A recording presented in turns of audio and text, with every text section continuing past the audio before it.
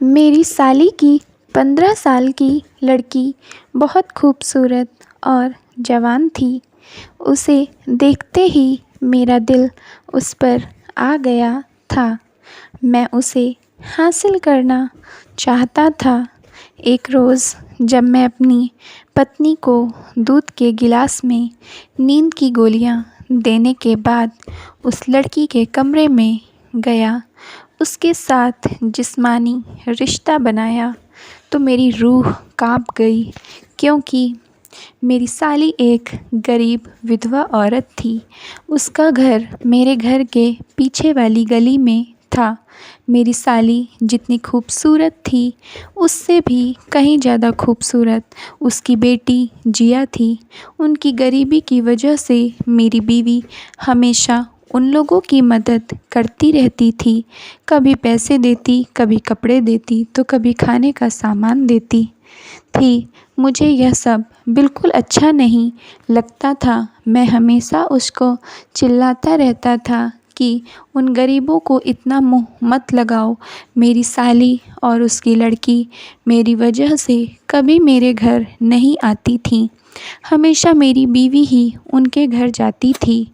एक बार मेरी बीवी बाथरूम गई, वहाँ से बहुत ज़ोर से चीखने की आवाज़ आई, तो मैं दौड़ कर गया, तो मेरी बीवी का पैर फिसल गया था, जिससे कि वह बाथरूम में गिर गई थी। मैंने डॉक्टर को बुलाया, तो डॉक्टर ने कहा कि इनके पैर में मोच आ गया, इन्हें कुछ समय लगेगा ठीक होने में, आराम की ज़रूरत है।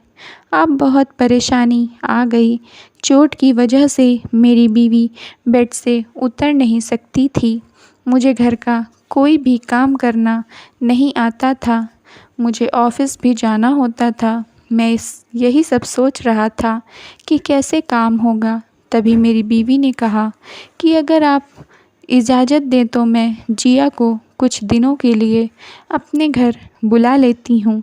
वह सब काम कर दिया करेगी, कोई समस्या भी नहीं होगी। उसका नाम सुनकर मुझे गुस्सा तो आया, लेकिन क्या करता, कोई और रास्ता भी नहीं था। मेरी बीवी ने अपनी बहन को फ़ोन कर दिया। वह जिया को मेरे घर पर छोड़ गई। जब मैं शाम को ऑफ़िस से घर आया, तो देखा लाल रंग का सूट पहने एक बहुत खूबसूरत सी लड़की मेरी बीवी के साथ हंसी मजाक कर रही थी। मैं उसे देखता ही रह गया। मेरी बीवी ने उससे चाय बनाने के लिए कहा। वह दौड़कर किचन चाय बनाने चली गई। मैंने अपनी बीवी से पूछा कि यह लड़की कौन है। मेरी बीवी मुस्कुराते हुए बोली, आपने नहीं पहचाना, यही तो जिया है। मुझे अपनी आँखों पर यकीन नहीं हो रहा था कि कोई गरीब लड़की इतनी ज़्यादा खूबसूरत हो सकती है। गरीबी में खूबसूरती कुदरत के करिश्मे से कम नहीं है। तभी जिया चाय लेकर आ गई। क्या अदा थी उसकी चाय देने की। मैं तो पहली ही नज़र में उसका दीवाना हो गया था। मेरी आँखें नहीं हट रही थी। मैं उसकी खूबसूरती निहारे ही जा रहा था। तभी मेरी बीवी ने जिया से कहा, किचन जाकर रात के खाने की तैयारी कर लो। जिया किचन चली गई। मेरा दिल कर रहा था कि मैं भी उसके पीछे पीछे चला जाऊं, लेकिन मैं अपनी बीवी के पास ही बैठा रहा। रात के खाने का समय हो गया। मेरी बीवी को जिया ने कमरे में ही खाना लाकर दे दिया। फिर अपने और मेरे खाने के लिए टेबल लगाई। खाना भी बहुत स्वादिष्ट था। मैंने उसकी तारीफ़ करते हुए कहा कि जिया, खाना बहुत अच्छा बना है। वह बहुत खुश हो गई। मैं उससे बातें करता था। अब वह मेरे साथ भी घुल मिल गई थी। मेरे साथ हंसती मौज मस्ती करती थी। मैं उसकी तरफ खिंचा चला जा रहा था। कुछ ही दिनों में मेरी बीवी ठीक हो गई।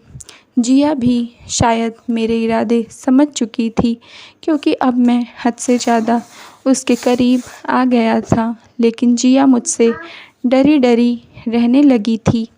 वह मेरे पास अकेले कभी नहीं आती थी, क्योंकि जब वह अकेले किचन में खाना बनाती थी तो मैं पीछे से जाकर उसकी कमर पकड़ लेता था। जब वह नहाने जाती थी तो उसे बाथरूम का दरवाज़ा बंद नहीं करने देता था। जब भी वह मुझे कुछ सामान पकड़ाती थी तो मैं उसके हाथों को सहलाने लगता था। इन सब से वह असहज होकर भाग जाती थी, लेकिन उसे तंग करने में मुझे बड़ा मज़ा आता था। एक दिन वह अपनी मौसी से कह रही थी कि मेरा आइसक्रीम खाने का मन कर रहा है। मैंने सुन लिया था। जब मेरी बीवी ने कहा कि जिया को आइसक्रीम लाकर दे दो, तो मैंने अपनी बीवी को बहुत भला बुरा सुनाया था। उससे कहा था कि इन भिखारियों के लिए मेरे पास पैसे नहीं हैं। लेकिन मैंने पीछे पलट कर देखा तो जिया वहीं खड़ी आंसू बहा रही थी। मैं अपनी बीवी से छुपकर उसके पास गया। उससे कहा, चलो मैं तुम्हें आइसक्रीम खिलाता हूँ। लेकिन उस लड़की ने मेरी एक नहीं सुनी। उसका बाप इस दुनिया में नहीं था। वह खूबसूरत के साथ साथ समझदार भी थी। कुछ दिनों बाद मेरी बीवी ने उसे अपने घर भेज दिया था। उसके घर से चले जाने के बाद रौनक चली गई थी। मेरी बीवी भी अब ज़्यादा खुश नहीं थी। जिया थी तो उसका मन भी लगा रहता था। उसके जाने के बाद मैं सोच रहा था कि किस तरह से जिया को फिर से अपने घर बुला लूं। मेरे इतने बदतमीज़ी करने के बाद भी उसने किसी से मेरी शिकायत नहीं किया। शायद इसी का परिणाम 1 महीने बाद निकला।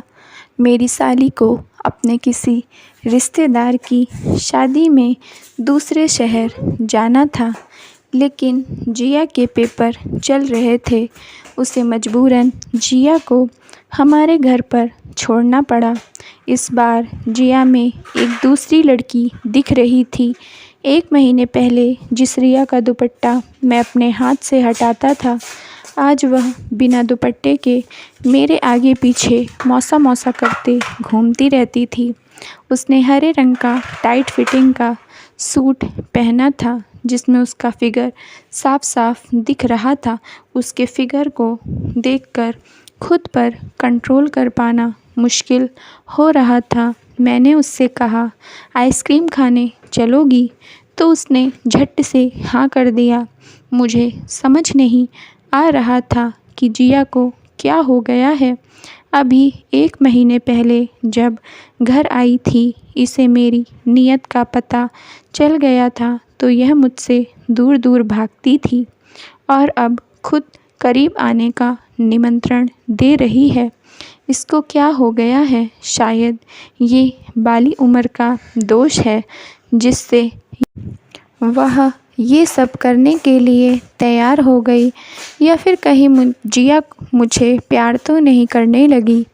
मैं अपने मन ही मन सोचकर मुस्कुरा रहा था। फिर जिया को बाइक में बैठाकर आइसक्रीम खाने गया।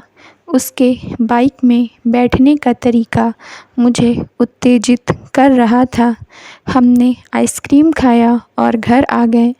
जिया अपनी अदाओं की छुरियां मुझ पर चला रही थी और मैं उसमें कटने के लिए तैयार बैठा था।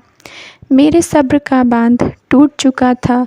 मैं उसे आज रात ही हासिल करना चाहता था। इसलिए मैंने चुपचाप अपनी बीवी के दूध के गिलास में नींद की गोलियां डाल दी। हम सब ने खाना खाया, दूध पिया, फिर कमरे में चले गए। थोड़ी ही देर में मेरी बीवी को नींद आ गई। वह सो गई। जैसे ही वह सो गई, मैं उठकर जिया के कमरे में चला गया। दरवाज़ा खुला था। जिया सोने के लिए कपड़े चेंज कर रही थी। मैंने पीछे से उसकी कमर पकड़ लिया और प्यार करने लगा। जिया धीरे धीरे हाथ पैर चला रही थी। मैं उसे अपनी बाहों में समेटता जा रहा था। उसे गोद में उठाकर बेड पर ले गया। उसके साथ अपने जिस्म की प्यास बुझाई। मैं थककर उसके ऊपर लेट गया। जिया ने मुझे ज़ोर से धक्का दिया, कपड़े पहने और टेबल के ऊपर रखा मोबाइल उठाकर मुझे दिखाया, जिसमें मेरे जिया के साथ किए गए कुकर्म की पूरी वीडियो थी। वीडियो को देखकर ऐसा लग रहा था कि मैं जिया का बलात्कार कर रहा हूँ और जिया इस तरह अपने हाथ पैर चला रही थी जैसे कि वह मुझसे छूटने की नाकाम कोशिश कर रही हो। मैं हवस में इतना अंधा हो गया कि मुझे जिया की कोई चाल समझ नहीं आई थी। मैं वह वीडियो डिलीट करने वाला था तो जिया ने मेरे हाथ से मोबाइल छीन लिया। वह बोली कि यह वीडियो सिर्फ़ मेरे मोबाइल में नहीं, मेरी माँ के मोबाइल में भी है। जो तुमने मेरे साथ हरकतें की थी, घर पहुंचकर मैंने सब कुछ अपनी माँ को बता दिया था। यह हम दोनों माँ बेटी का प्लान था कि तुम्हें तुम्हारे कर्मों की सज़ा मिले। तुम यही सब मेरे साथ करना चाहते थे, इसलिए मुझे कुछ ना कुछ खिलाते रहते थे।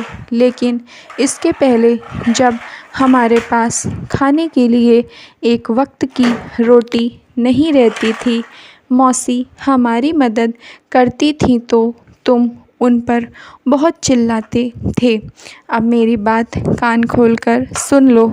तुम मेरे घर का हर महीने का पूरा खर्च उठाओगे और अगर तुमने ऐसा नहीं किया तो यह वीडियो देख रहे हो जिसमें लग रहा है कि तुम मेरा बलात्कार कर रहे हो, यह वीडियो मैं तुम्हारी पत्नी को दिखा दूंगी और मैं नाबालिग हूँ, इसलिए रेप की रिपोर्ट भी लिखवाने पर बहुत लंबी सज़ा होगी। फ़ैसला तुम्हारा है, तुम कैसी ज़िंदगी चाहते हो। मेरे ख़्याल से तो तुम्हें मेरी शर्त मंज़ूर होगी, क्योंकि अगर तुमने हमारा पूरा खर्च नहीं उठाया तो तुम्हारा परिवार टूटेगा, इज्जत भी जाएगी और कड़ी सज़ा भी भुगतनी पड़ेगी। मैं अपने गंदे इरादों की वजह से बुरे जंजाल में फंस गया था। अब मुझे समझ आ गया था कि इस बार जिया मुझे अपनी ओर क्यों आकर्षित करती थी, लेकिन उसकी कोई गलती नहीं है। कोई भी लड़की मजबूरी में ही ऐसा कदम उठाती है। वह बहुत गरीब थी, बिना बाप की बेटी थी। उसने तो सिर्फ़ मेरी कमज़ोरी का फ़ायदा उठाया है। अगर मैं उसे गंदी नज़र से नहीं देखता तो वह मेरे साथ कुछ नहीं कर सकती थी। Thank you friends. अगर आपको स्टोरी पसंद आई है तो प्लीज़ लाइक कर दीजिए और चैनल को सब्सक्राइब कर लीजिए।